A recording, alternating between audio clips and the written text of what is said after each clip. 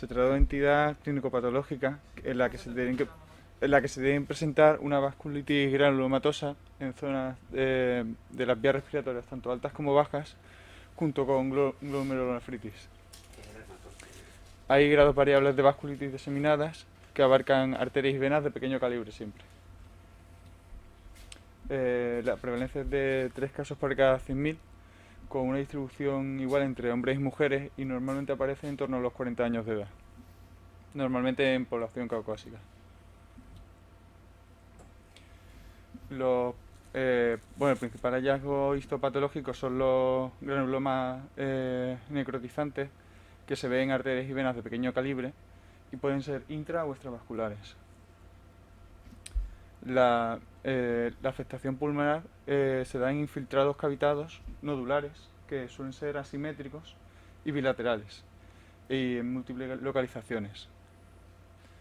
Las lesiones de las vías altas, normalmente en nasofaringe o en senos paranasales, cursan con úlceras y con lesiones de la mucosa, también formando granulomas. La afectación renal suele cursar con una granulonefritis focal y segmentaria que va avanzando a medida que hay afectación por la enfermedad a una rápidamente progresiva por semilunas.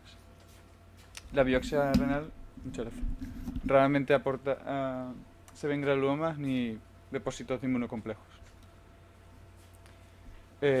Algunos datos que se ven son que hay una respuesta inmunológica aberrante, ¿vale?, por la producción del proceso inflamatorio ante un estímulo exógeno o endógeno que está normalmente en contacto con las vías respiratorias. Se ha visto en algunos estudios que el hecho de ser portador de Staphylococcus aureus predispone a recidivas, pero no está demostrado con un gran peso bibliográfico. En sangre periférica vemos un aumento del interferón gamma, del factor de necrosis tumoral alfa y del linfocitos TCD4. Los monocitos también producen una mayor cantidad de interleuquina 12.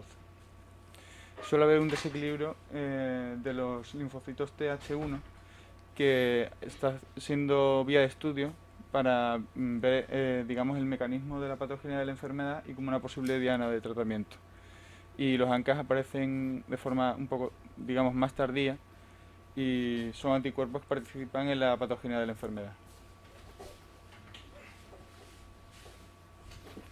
En el 95% de los casos hay una afectación de las vías respiratorias, con un cuadro inicial más frecuente con dolor y material de drenaje por necrosis en senos paranasales y secreción purulenta.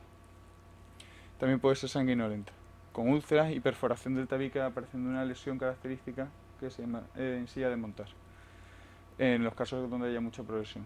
También se puede producir una otitis media serosa por obstrucción de la trompa de Eustaquio. Hay hasta un 16% de estenosis subglótica debido a los procesos inflamatorios y a las lesiones cicatrizales que producen una obstrucción grave. La afectación pulmonar puede ir desde infiltrados a nódulos, como ya hemos citado, y se puede dar tos, hemoptisis, dolor torácico, disnea, que cursa hasta en un 85 o 90% de los pacientes. La enfermedad endobronquial, también debido al proceso inflamatorio, puede generar procesos cicatrizales que generan también obstrucción y atelectasia. Las manifestaciones clínicas pueden ser oculares, en torno al 56%, con uveitis, epiescleritis, conjuntivitis leve, todos los procesos inflamatorios, digamos. La afectación dérmica normalmente cursa con granulomas subcutáneos o con lesiones a nivel capilar o de pequeñas arterias a nivel dérmico. Pueden aparecer vesículas y pápulas. A nivel cardíaco la afectación solo es de un 8%, aunque pueda producir una vasculitis de las coronarias, incluso una miocarditis. Las lesiones nerviosas más frecuentes son mononeuritis múltiple o neuritis de los pares craneales, aunque también se han descrito granulomas a nivel cerebral. Y la afectación renal, que es la responsable que se da en el 77% de los casos, es la principal causa de muerte de los pacientes que no reciben un tratamiento adecuado o a tiempo, y cursa con glomerulonefritis, que genera hematuria y proteinuria. Es muy importante tener en cuenta que además de la enfermedad activa, en la que se produce un malestar general, un proceso inflamatorio con fiebre, altalgia y anorexia, son pacientes que tienen una afectación del sistema inmune, digamos, un desequilibrio, y hay que siempre diferenciar entre un proceso infeccioso subyacente de lo que es una recidiva de la enfermedad.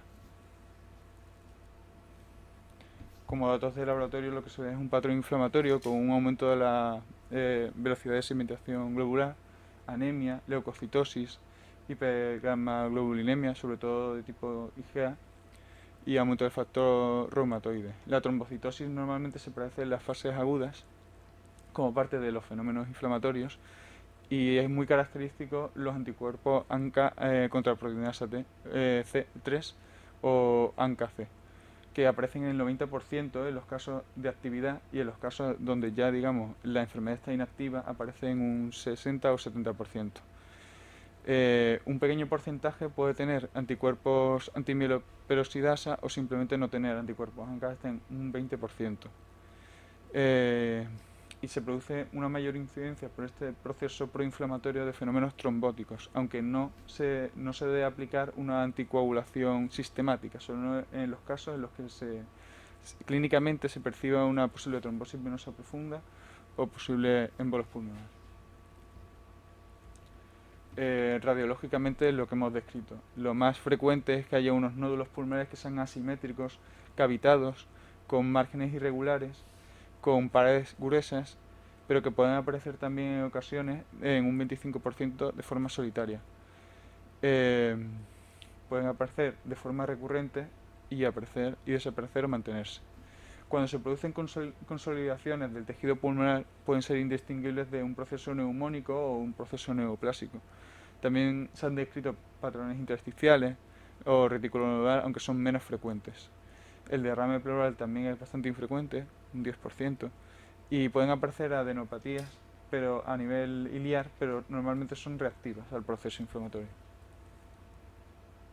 Luego también describir que se puede producir por este proceso de lesión a nivel arterial una hemorragia pulmonar difusa, ¿vale? Que genera que se produce en cuadros bastante graves ya. Y que en el TAC se observa un patrón que normalmente es iliar, no llega a la zona periférica, como en vídeo deslustrado. Para el diagnóstico, lo más importante para el diagnóstico siempre es los datos clínicos que orientan a pensar en la enfermedad y la confirmación por biopsia. La mayor rentabilidad es por tejido pulmonar, y también la biopsia renal sí que aporta una información sobre granulofritis inmunitaria, pero para la confirmación de la enfermedad no tiene tanta rentabilidad. Los ANCAs son muy específicos de esta enfermedad, pero no son patognomónicos de la misma. Hay procesos neoplásicos infecciosos que también pueden debutar así, por lo que simplemente sirven como apoyo al diagnóstico. Luego también citar como curiosidad que debemos tener en cuenta otras entidades similares como la granulomatosis linfomatoide, que es una proliferación de linfocitos B con posibilidad para carga genética del virus de Epstein-Barr, y también se produce una reactivación exuberante de linfocitos T. Es un proceso en el cual hay una afectación dérmica a nivel pulmonar, a nivel del sistema nervioso central y renal, pero es por células plasmocíticas o linfomatoides por un mecanismo angioinvasor, no por un proceso inflamatorio propio que vaya contra la arteria. Entonces hay que diferenciar eso entre lo que es un proceso invasor contra un inflamatorio.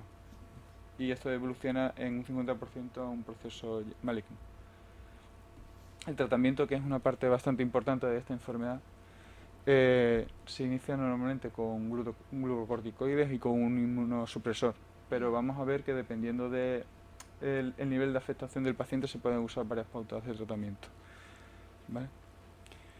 Los glucocorticoides en monoterapia, aunque pueden reducir sintomatología, no suelen utilizarse. La ciclofosfamida ha sido de los fármacos más efectivos, con una revisión del 90% y incluso de un 75% de forma completa, y la supervivencia a los 5 años de un 80%. Eh, Se producen muy frecuentes recidivas, hasta un 70%, en torno a la mitad de los pacientes, y hay que diferenciar lo que hemos citado antes, cuadros infecciosos o toxicidad o otras enfermedades subyacentes a lo largo de la salida de esta enfermedad. No siempre pensar que todo el debut de la clínica puede estar relacionado con la misma. Los ANCAS nos sirven para una valoración de la intensidad de la enfermedad, ¿de acuerdo? Y aunque se pueda normalmente producir una remisión después de la recidiva, es importante saber que por cada recidiva los procesos inflamatorios pueden dejar lesiones secuelares que no son corregibles, como por ejemplo, bueno, diferentes niveles de afectación renal, estenosis, como ya hemos citado, deformidad nasal, eh, grados variables de hipoacusia, etcétera. Y bueno, en los casos donde ya haya remisión de la enfermedad y digamos que luego vamos a ver los patrones de tratamiento, pero digamos que se haya resuelto el cuadro, por así decirlo, aunque esté subyacente, se puede llegar a hacer trasplante renal con buenos resultados. El tratamiento consta de dos fases, una de inducción, ¿vale? En los casos agudos de la enfermedad o activa, y luego una fase de sostén o mantenimiento, ¿de acuerdo? Elegiremos los fármacos de forma individualizada en función del perfil del paciente y de la propia enfermedad. En casos graves empezaremos con una inducción con glucocorticoides, ¿vale? Y con ciclofosfamida. En ambos casos, bueno, en el caso de glucocorticoides con 1 mg/kg al día, ¿de acuerdo? Y posteriormente ya con una disminución progresiva, y con la ciclofosfamida con 2 mg/kg por vía oral. Teniendo en cuenta que en esta patología hay una afectación renal y que la ciclofosfamida se mide a nivel renal, hay que hacer un ajuste de las dosis en función del grado de insuficiencia.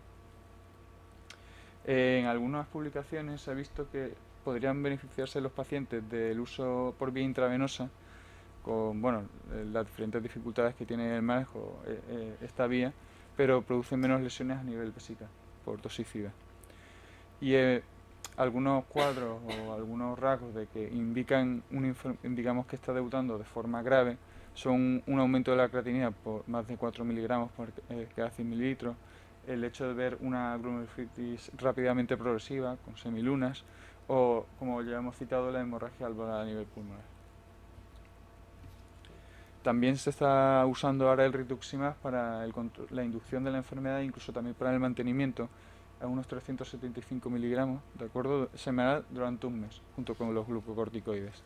Y se ha visto que tienen más o menos la misma efectividad que la ciclofosfamida acompañada con los glucocorticoides.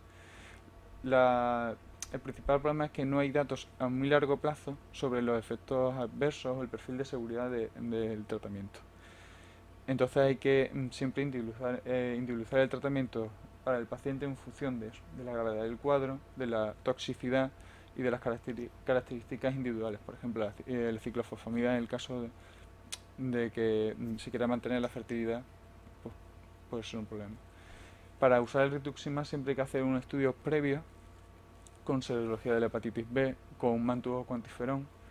En algunos estudios se recomienda la profilaxis del neumocistis y pruebas de función hepática, debido a que la disminución de la actividad de los linfocitos B puede hacer que se reactiven enfermedades subyacentes. En casos muy escogidos, en los que no hay una afectación grave, se puede hacer una inducción con metotrexato y glucocorticoides, pero veremos que es un fármaco principalmente para el mantenimiento. En función de los fármacos que hayamos elegido para la inducción, elegiremos los de mantenimiento. También veremos si ha habido recaídas previas con ese tratamiento de mantenimiento, las características de la enfermedad, alguna contraindicación farmacológica o algún factor individual. La fase de inducción suele durar entre 3 a 6 meses, y tras ella se finaliza la ciclofosfamida y se hace el cambio o a metotrexato o a acetopina o rituximab, también es posible. Las dosis de metotrexato son por vía oral o subcutánea en torno a 0,3 miligramos semanal, no superando los 15 miligramos en total por semana. Y luego se va aumentando la tolerancia a 1 a 2 miligramos semanales hasta durante 2 semanas, perdón, con 2,5 miligramos, hasta llegar a unos 20 o 25. La acetropina se da a razón de 2 miligramos por kilo tras la inducción. Y según el perfil de toxicidad que den los fármacos, por ejemplo, en pacientes que tengan insuficiencia renal o que tengan alguna afectación hepática importante, no se podría usar el metronidazol, o habría que valorarlo. En caso de que estos dos fármacos no se pudiesen usar para las características del paciente, para la remisión, se puede usar el mofetilo, a razón de 1000 miligramos 2 veces al día, tras la remisión completa. Eh, También se observó un menor índice de recidiva con rituximab y azotoprina en el mantenimiento. Para el cese del tratamiento, como ya hemos citado, en los casos que se puede incluso hacer trasplante renal si hay mucha afectación, habría que ver primero si no hay efectos tóxicos y una duración del tratamiento previo al menos de 2 años tras la remisión. Disminuir la tos de forma progresiva en una duración de 6 a 12 meses y luego tener en cuenta los antecedentes del paciente y las lesiones que que han podido aparecer durante el transcurso de la enfermedad. En pacientes que han tenido mucha lesión porque ha sido un cuadro grave, se recomienda prolongar más el tratamiento por seguridad. Luego también destacar que la Batacet se está haciendo estudios para introducirlo en el tratamiento de la enfermedad y también se está investigando la línea del C5A del complemento. Y ya para terminar, bueno, el trimmetoprim se puede usar en algunas ocasiones donde solo hay afectación localizada de forma puntual en vías aéreas superiores como antiinflamatorio sin necesidad de usar otro tratamiento. Y ya está, esta es simplemente la bibliografía.